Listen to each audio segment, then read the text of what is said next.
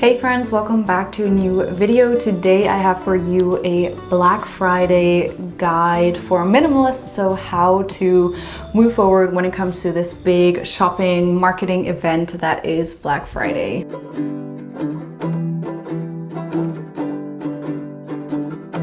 Black Friday, as we probably all know, is the biggest shopping event, especially for companies. This is the time they mostly make the most money, and they also spend a lot of money into marketing to get you to buy stuff.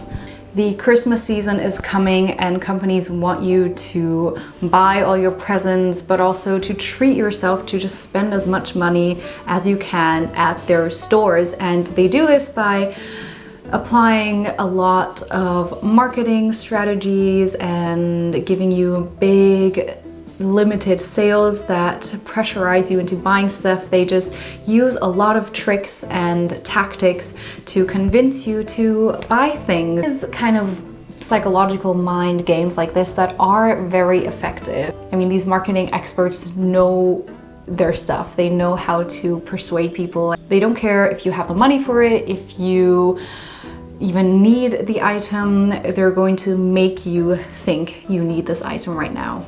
We've all seen those Black Friday videos where people storm into the stores and fight each other over certain things. And to be honest, those videos are hard for me to watch. I feel like those videos show really dark parts of people. It's crazy to see them fighting on a very primitive level, as if they were fighting for survival, but instead of survival, they're fighting for a big flat screen TV. Nowadays, Black Friday might look a little more different, especially with COVID. Things aren't so much in store anymore as they are online. So there are lots of deals online for Black Friday, and most people sit at their computers ready to press buy and add to cart when the sales hit. Now, even though I am a minimalist, I'm not someone that shuns out Black Friday. All in all, I do think it can be a good resource to buy things on sale, especially more pricey items you've had your eye on for a long time, for example, like a food processor. But remember, the companies will try to get you to buy more than you actually need. So I've thought about a few tips or tricks to maybe help you avoid buying unnecessary things or more than you had planned out for, or more than you need. So number one, I would say to make a game plan. So if you have, for example, 2 to 3 items you would like to get on Black Friday, maybe you'll already add the item to the cart beforehand, or just set up a game plan of how are you going to buy that item as quickly and as smoothly as possible without browsing around. Because in my experience, browsing around, looking here and there is the most dangerous part. You will see other ads that will try to convince you that you need this, especially with big sales and limited time on these sales. You will most often jump to conclusions and purchase things you might not have otherwise purchased. Also, with the items that you have planned out to buy, think about whether you would buy the item without the sale. Is this something that you have wanted for a long time, or is this something that you only want now because it's so much cheaper than it usually is? Oftentimes we convince ourselves that we need to buy this because this is such a good deal. You'll be saving $50, sometimes even $100, but you're not really saving if you're spending. So if that TV is now $100 instead of $200, you'll be thinking, oh, I'm saving $100, but in reality, you're actually spending $100 instead of saving at all, if that makes sense. Something you can also do to avoid seeing the other things and browsing around is to get someone else to buy the item for you.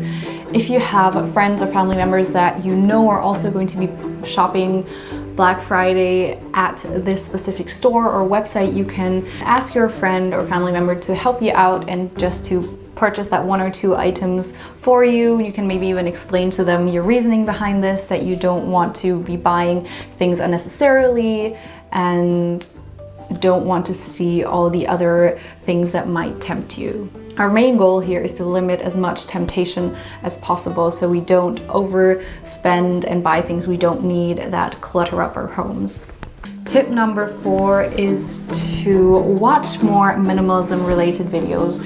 So I found myself to be easily influenced by whatever I consume. So if I'm watching more minimalism documentaries, like the one called Minimalism, that is by the Minimalist, that is really great, then I feel myself and my thoughts and my headspace to be so much more in that of minimalism.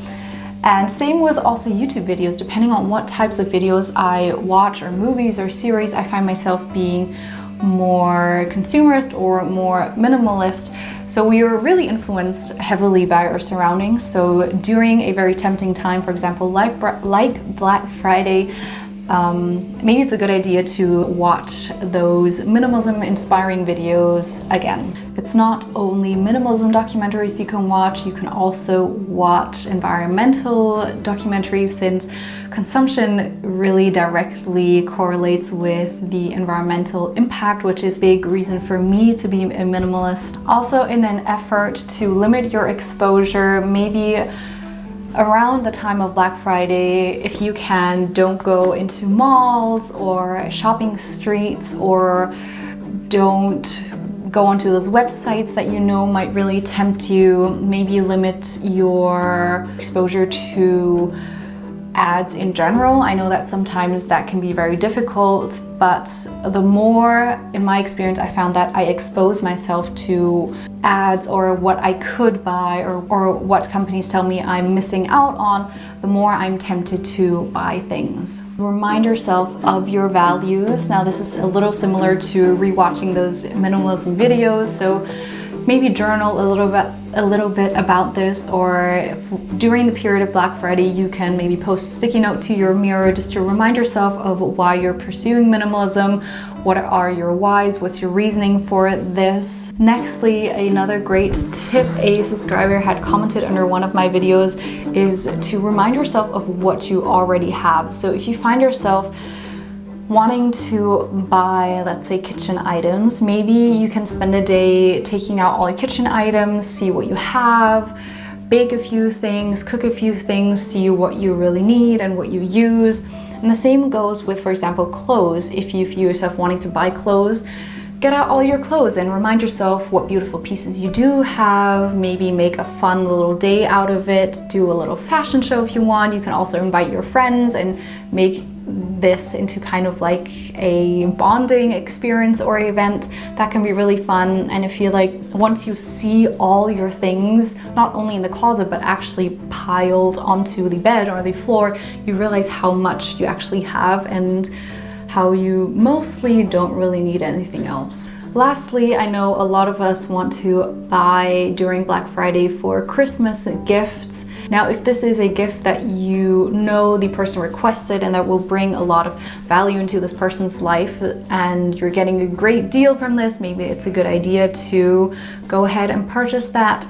But really think about it. Often I feel like gifts are things that we think the person wants, but we're not sure, and we don't want to ask them because we want it to be a surprise. And gifts can be a really tricky area, since the possibility of them not liking it is pretty high. And just because I think this is something that will bring the person value, or that will make the person happy, or this person needs this, doesn't mean that they will actually need this and value this. You can also ask yourself, is this the best way for me to show my love? Maybe I can much better show how much I appreciate this person by baking something for them, cooking something for them, inviting them over for a special event, do a special fun movie screening for them and with them. I am a really big fan of moving more towards experiences for Christmas gifts, or to just straight out ask the person whether they want this or not. And it doesn't have to be very elaborate experiences. It can be as simple as just having a picnic in the park, or, as I said, having a movie screening, or maybe doing a culturally themed dinner party. For example, doing a Mexican dinner night, a Japanese dinner party night. You can really get creative here. So I hope you found this video interesting and helpful. You got a few tips for you when you are shopping for your Black Friday purchases. And I wanted to close off with a quote from Matt Diavella: "The best deal you'll ever get this Black Friday is not buying into the hype." And I really like that quote, and I'm going to leave you with that. Thank you so much for watching. I'll see you guys in my next video. Bye.